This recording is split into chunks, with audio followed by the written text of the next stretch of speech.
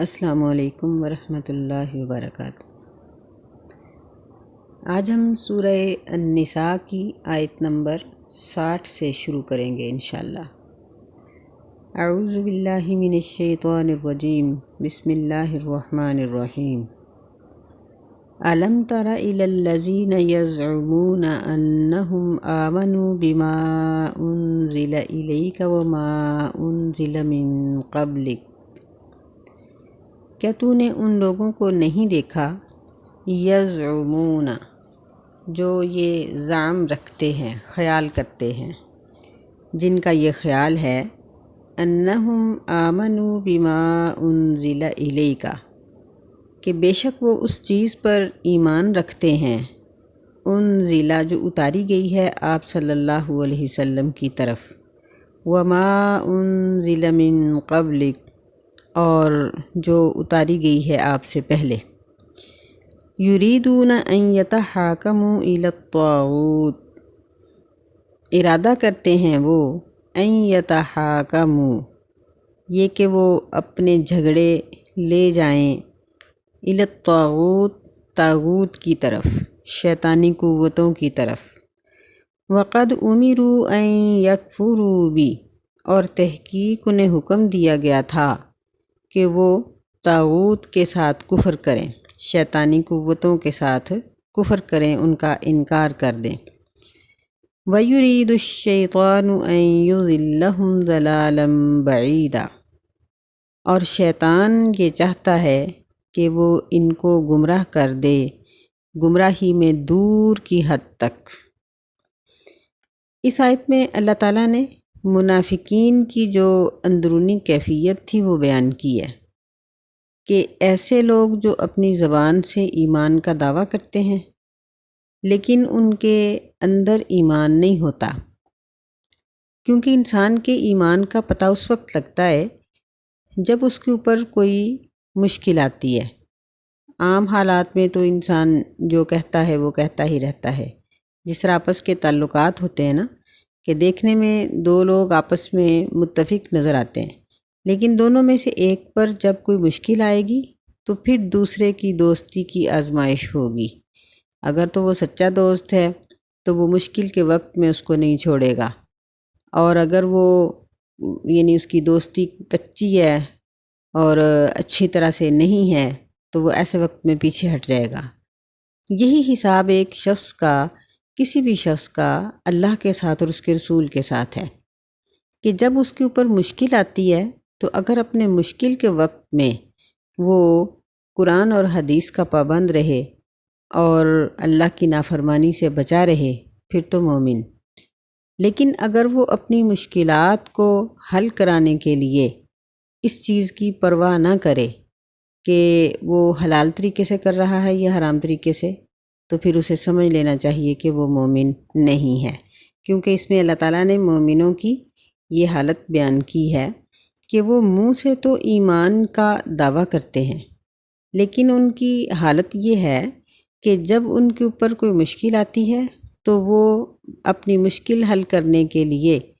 جہاں سے بھی ان کو رستہ ملتا ہے لے لیتے ہیں۔ اگر قرآن حدیث سے ان کے حق میں فیصلہ ہوتا ہو تو وہ لے لیتے ہیں، اگر وہ دیکھتے ہیں کہ یہ فیصلہ ہمیں کسی طاغوت سے، کسی شیطانی قوت سے باطل طریقے سے مل سکتا ہے تو وہ لے لیتے ہیں۔ یعنی یہ مسلمان کی حالت نہیں ہے بلکہ یہ کس کی حالت ہے؟ منافق کی۔ اور منافق کے بارے میں اللہ تعالیٰ نے فرمایا کہ شیطان یہ چاہتا ہے کہ ان کو گمراہی میں دور تک پہنچا دے جہاں سے وہ واپس نہ آ سکیں۔ وَإِذَا قِيلَ لَهُمْ تَعَالَوْا إِلَى مَا أَنزَلَ اللَّهُ وَإِلَى الرَّسُولِ اور جب ان کو کہا جاتا ہے کہ آؤ اس چیز کی طرف جو اللہ نے نازل کی ہے اور رسول صلی اللہ علیہ وسلم کی طرف آؤ، رَأَيْتَ الْمُنَافِقِينَ يَصُدُّونَ عَنْكَ صُدُودًا تو تم دیکھتے ہو منافقوں کو کہ وہ رک جاتے ہیں ان کا آپ صلی اللہ علیہ وسلم کی طرف آنے سے، صدودا رک جانا، یعنی جب ان کو اپنے حق میں فیصلہ ہوتا نظر نہیں آتا بلکہ ان کو پتہ ہوتا ہے کہ ہمارا اپنا کام غلط ہے، ہم نے جو کیا ہے غلط ہے اور اس غلط کی سزا بھی مل سکتی ہے، تو پھر وہ آپ کی طرف نہیں آتے بلکہ وہ آپ سے رک جاتے ہیں۔ اور وہ پھر کہاں جاتے ہیں؟ شیاطین کی طرف۔ ایسے ہی دیکھ لیں کہ ہر باغی اور ہر نافرمان کا یہی حال ہوتا ہے کہ جب وہ بغاوت پہ اتر آتا ہے یا نافرمانی پہ اترتا ہے تو پھر وہ جس کو اس نے ظاہری طور پر اپنا محسن بنایا ہوتا ہے اس سے رک جاتا ہے۔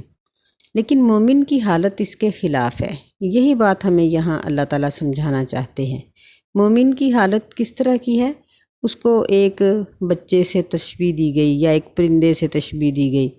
کہ پرندہ بھی جلدی ڈر جاتا ہے، اور بچے کا بھی حال یہ ہوتا ہے کہ اگر اس کو اپنی ماں کی طرف سے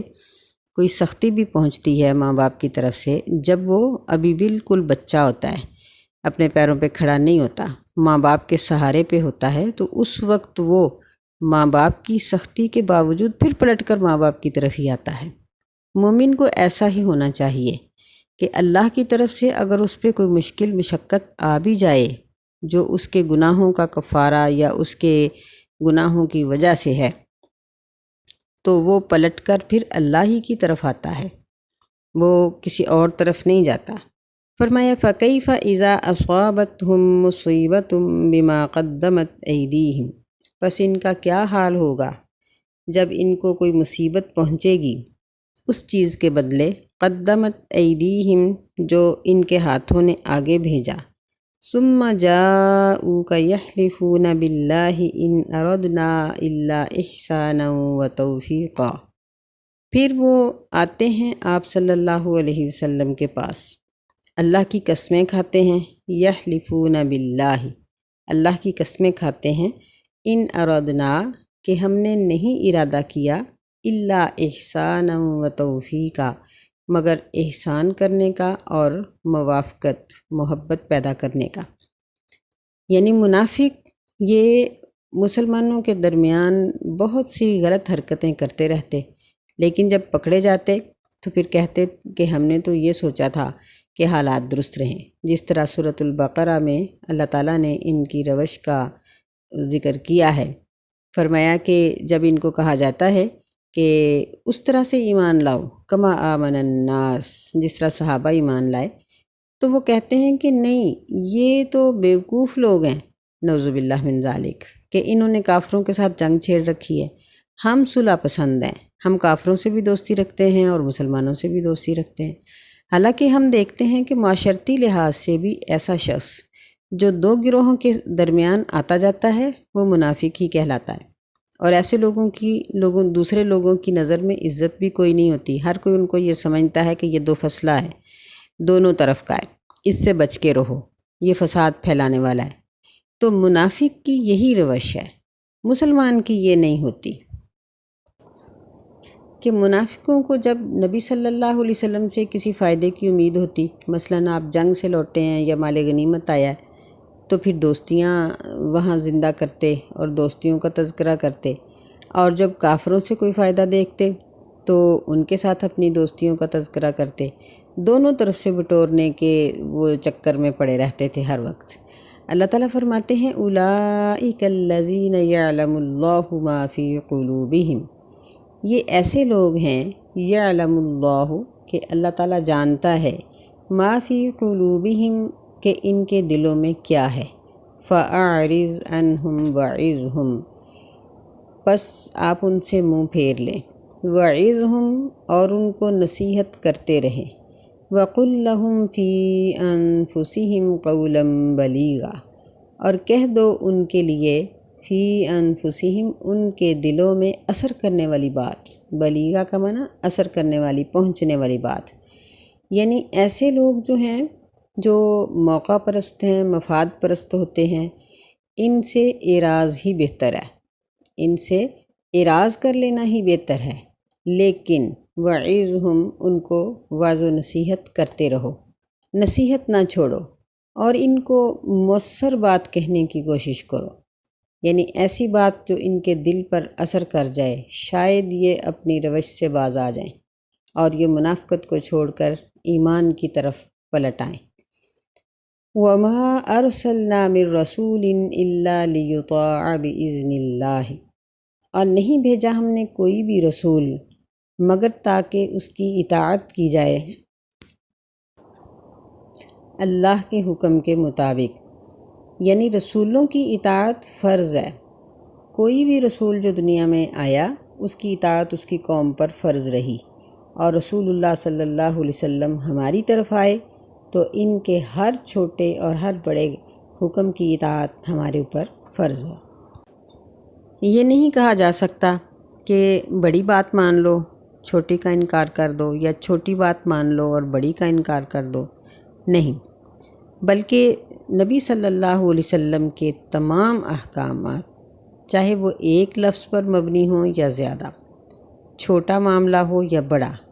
آپ کی اطاعت ہمارے اوپر فرض ہے۔ فرمایا وَلَوْ أَنَّهُمْ إِذ ظَلَمُوا أَنفُسَهُمْ جَاءُوكَ فَاسْتَغْفَرُوا اللَّهَ وَاسْتَغْفَرَ لَهُمُ الرَّسُولُ، اور اگر بے شک جب انہوں نے ظلم کیا تھا، یعنی گناہ کیا تھا، جَاءُوكَ تو آپ کے پاس آ جاتے، فَاسْتَغْفَرُوا اللَّهَ پس وہ بخشش مانگتے اللہ تعالیٰ سے، وَاسْتَغْفَرَ لَهُمُ الرَّسُولُ اور رسول صلی اللہ علیہ وسلم بھی ان کے لیے بخشش مانگتے، اللہ تعالیٰ سے بخشش کی دعا کرتے، لَوَجَدُوا اللَّهَ تَوَّابًا رَحِيمًا تو ضرور وہ پاتے اللہ کو توبہ قبول کرنے والا، رحم کرنے والا۔ یعنی نبی علیہ السلام کے زمانہ مبارک میں مسلمانوں کو یہ حکم تھا کہ اگر ان سے کوئی گناہ ہو گیا ہے تو وہ نبی صلی اللہ علیہ وسلم کے پاس آئیں اور آپ سے دعائے مغفرت کا مطالبہ کریں کہ آپ ہمارے لیے بخشش کی دعا کریں۔ تو نبی علیہ السلام جب ان کے لیے بخشش کی دعا کرتے تو اللہ تعالیٰ ان کو معاف کر دیتے تھے، لیکن منافق اس سے الٹ تھے۔ یہ لوگ آپ کے پاس بخشش کی دعا کے لیے نہیں آتے تھے بلکہ آپ سے بھاگتے تھے۔ فرمایا فَلَا وَرَبِّكَ لَا يُؤْمِنُونَ حَتَّى يُحَكِّمُوكَ فِي مَا شَجَرَ بَيْنَهُمْ فَلَا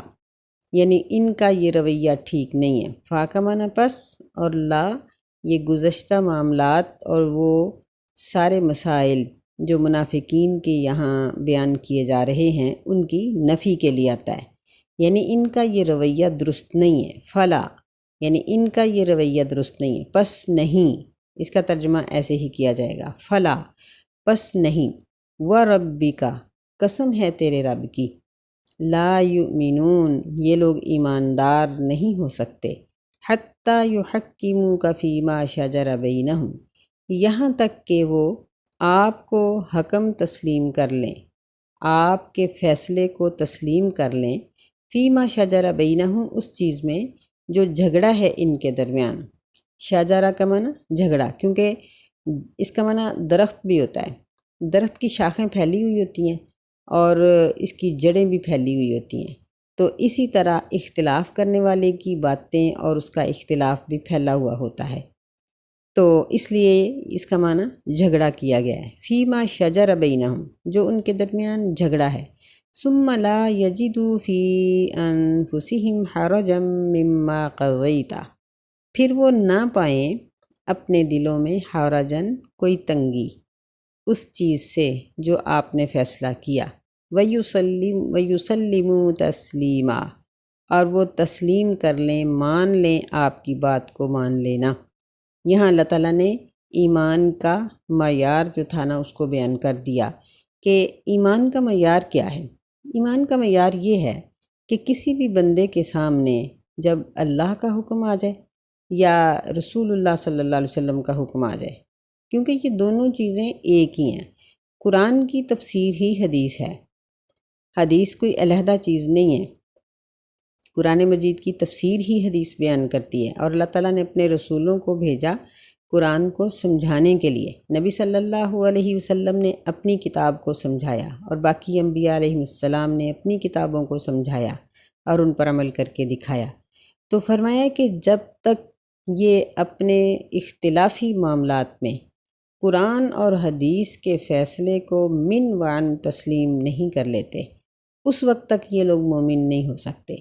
پھر دیکھیں کہ تسلیم کر لینا ایک تو یہ ہوتا ہے کہ بندہ ظاہری طور پر اس پر عمل کرتا ہے، مثلا ایک شخص وضو کرتا ہے، نماز پڑھتا ہے، دیکھنے میں تو وہ نماز پڑھ رہا ہے، لیکن اگر اس کے دل میں تنگی ہے، کہ یہ ایک مشکل کام ہے یا مجھے پسند نہیں ہے یا وہ کسی دنیاوی مقصد کے لیے یا کسی کے ڈر سے وہ پڑھ رہا ہے، تو وہ اللہ کے نزدیک مومن نہیں ہے، کیونکہ یہاں اللہ تعالیٰ نے یہ شرط رکھی ہے۔ پہلی یہ کہ وہ آپ کا فیصلہ تسلیم کر لیں، آپ کو اپنا حکم، اپنا جج، حاکم تسلیم کر لیں کہ آپ ان کے درمیان فیصلہ جو بھی کریں گے وہ بہتر ہے۔ دوسری شرط یہ رکھی ہے کہ وہ اپنے دلوں میں کسی قسم کی تنگی محسوس نہ کریں، بلکہ خوش دلی کے ساتھ وہ آپ کے فیصلے کو تسلیم کریں۔ یعنی جس طرح نماز کا حکم ہے، زکوٰۃ کی ادائیگی ہے، تو زکوٰۃ کی ادائیگی بھی ایک بڑا مشکل کام ہوتا ہے۔ اس میں یہ فکر کرنا تو اچھا ہے کہ میں نے دینی ہے اور میں کیسے دوں گی، میں نے انتظام کرنا ہے اتنی رقم کا، لیکن تنگی محسوس کرنا، جس طرح منافقین کہہ دیا کرتے تھے کہ یہ ایک ٹیکس ہے، تو اس طرح کی تنگی محسوس کرنا یہ ایمان کے منافی ہے۔ اسی طرح پردے کا حکم ہے، حج کا حکم ہے، رمضان کے روزوں کا حکم ہے، باقی حقوق العباد میں تمام احکامات ہیں، تو ان تمام معاملات کو، اللہ اور اس کے رسول کے تمام احکامات کو خوش دلی سے مان لینا، یہ ہے ایمان کا تقاضا۔ وَيُسَلِّمُ تَسْلِيمًا، یہ اس کی ایک اور شرط اللہ تعالیٰ نے یہاں بیان کی۔ یعنی پہلا یہ کہا کہ آپ کو حکم مانیں، دوسرا یہ کہا کہ وہ تنگی محسوس نہ کریں، اور تیسرا یہ کہا کہ وہ تسلیم کر لیں، یعنی اپنی کوتاہی کو مان لیں اور اس حکم کو تسلیم کرتے ہوئے اس کے اوپر عمل پیرا ہو جائیں، پھر تو مومن ہیں۔ اگر نہیں ایسا کرتے تو مومن نہیں ہیں، کیونکہ مومنوں کی عادت یہ ہوتی ہے، ایک منافقین کی عادت یہ تھی کہ وہ نبی علیہ الصلوۃ والسلام کے سامنے اپنی دوستی کا بڑھ چڑھ کر اظہار کرتے رہتے، لیکن جب کسی کام کا وقت آتا تو چپکے سے پیچھے ہٹ جاتے۔ میرا خیال ہے کہ اس بات سے ہمیں اپنے معاشرے کے کئی منافق اپنے ذہن میں آئے ہوں گے، جو جی جی کرتے رہتے ہیں، لیکن جب کسی ضرورت کا وقت آتا ہے تو چپکے سے پیچھے ہٹ جاتے ہیں، کسی کی ضرورت کو پورا نہیں کرتے یا اتنے خراب طریقے سے کام کریں گے کہ بندہ ان کو دوبارہ کہہ نہیں سکتا۔ تو یہ دنیاوی معاملات کے منافق ہوتے ہیں، تو جو شریعت کے منافق ہیں وہ اللہ تعالیٰ کو ہرگز پسند نہیں ہے۔ فرمایا کہ وَلَوْ أَنَّا كَتَبْنَا عَلَيْهِمْ أَنِ اقْتُلُوا أَنفُسَكُمْ، اور اگر بے شک ہم ان پر لکھ دیتے یہ کہ تم قتل کرو اپنے آپ کو، یعنی لڑائی کرو، قتال کرو، أَوِ اخْرُجُوا مِن دِيَارِكُمْ، یا تم نکلو اپنے گھروں سے جنگ لڑنے کے لیے، مَا فَعَلُوهُ إِلَّا قَلِيلٌ مِّنْهُمْ، تو نہ کرتے وہ اس کو مگر ان میں سے تھوڑے لوگ۔ وَلَوْ أَنَّهُمْ فَعَلُوا مَا يُوعَظُونَ بِهِ، اور اگر منافق وہ کام کر لیتے جو ان کو نصیحت کی گئی تھی، وَلَوْ أَنَّهُمْ، اور اگر بے شک وہ فعلوا کر لیتے ما یوعظون بہ، جس کی ان کو نصیحت کی گئی تھی، لَكَانَ خَيْرًا لَهُمْ، تو ضرور ان کے لیے بہتر ہوتا، وَأَشَدَّ تَثْبِيتًا، اور بہت سخت ثابت قدمی میں۔ یعنی منافق جو جی جی تو کرتے رہتے تھے لیکن وقت پہ پیچھے ہٹ جاتے تھے، نبی علیہ السلام کو بار بار اس بات کے لیے مجبور کرتے کہ آپ ہمیں اجازت دیں تو ہم یہودیوں سے اور اسلام دشمنوں سے قتال کریں، کیونکہ ابھی جنگ فرض نہیں ہوئی تھی۔ تو لیکن جیسے ہی اللہ تعالیٰ نے ان کو جنگ کرنے کا حکم دیا اور قتال کو فرض کر دیا گیا تو یہ لوگ پیچھے ہٹ گئے۔ اللہ نے فرمایا کہ اگر وہ جو نصیحت کی گئی تھی اس پر عمل پیرا ہو جاتے تو ان کا ایمان مضبوط ہو جاتا، یعنی ان کی ایمان کی مضبوطی کی علامت ٹھہرتا۔ وَإِذًا لَآتَيْنَاهُم مِّن لَّدُنَّا أَجْرًا عَظِيمًا، اور اس وقت ضرور ہم دے دیتے ان کو اپنے پاس سے بہت بڑا اجر۔ وَلَهَدَيْنَاهُمْ صِرَاطًا مُسْتَقِيمًا، اور ضرور ہم ان کو ہدایت دے دیتے سیدھے راستے کی۔ یہاں یعنی ان کے رویے کا ذکر کر کے اس کا جو بدلہ اللہ کی طرف سے ملنے والا تھا اس کا تذکرہ کیا گیا ہے، کہ اگر وہ اللہ کے احکامات کو مان لیتے تو ان کو کیا فائدہ ہوتا؟ ایک تو ایمان مضبوط ہو جاتا، ایک ان کو اللہ تعالیٰ اپنے پاس سے بہت بڑا اجر دے دیتا، تیسرے نمبر پر وَلَهَدَيْنَاهُمْ صِرَاطًا مُسْتَقِيمًا، اور ضرور ہم ان کو ہدایت دے دیتے سیدھے راستے کی، یعنی ان کو راہ راست پر چلنے کی توفیق مل جاتی۔ وَمَن يُطِعِ اللَّهَ وَالرَّسُولَ فَأُولَئِكَ مَعَ الَّذِينَ أَنْعَمَ اللَّهُ عَلَيْهِم مِّنَ النَّبِيِّينَ وَالصِّدِّيقِينَ وَالشُّهَدَاءِ، اور جو کوئی اطاعت کرے گا اللہ کی اور اس کے رسول صلی اللہ علیہ وسلم کی، بس یہ لوگ ان لوگوں کے ساتھ ہوں گے انعم اللہ علیہم، جن پر انعام کیا اللہ تعالیٰ نے، من النبیین، نبیوں میں سے، والصدیقین، اور صدیقین میں سے، یعنی وہ لوگ جو راہ راست اختیار کرتے ہیں، سچ بولتے ہیں اور سچائی کی راہ کو وہ اختیار کرتے ہیں، والشہداء، اور شہداء کے ساتھ، والصالحین، اور نیک لوگوں کے ساتھ، وحسن اولئک رفیقا، اور یہ لوگ اچھے ساتھی ہیں، یعنی اللہ اور اس کے رسول کی اطاعت کرنے والوں کو ان چار لوگوں کا ساتھ نصیب ہوتا ہے، نبیوں کا، صدیقین کا، شہداء کا اور صالحین کا، اور فرمایا کہ انہی کا ساتھ سب سے بہتر ہے۔ ذالک الفضل من اللہ وکفی باللہ علیما، یہ اللہ کا فضل ہے اور کافی ہے اللہ تعالیٰ جاننے والا، یعنی جو لوگ اطاعت کرتے ہیں اور ان چار قسم کے لوگوں کا ساتھ حاصل کر لیتے ہیں تو ان پر اللہ تعالیٰ کا بہت بڑا فضل ہے۔ اللہ سے دعا ہے کہ اللہ ہمیں ان اہل فضل میں شامل فرمائے اور ہمیں ان صالحین کا ساتھ نصیب فرمائے، آمین۔ السلام علیکم ورحمۃ اللہ وبرکاتہ۔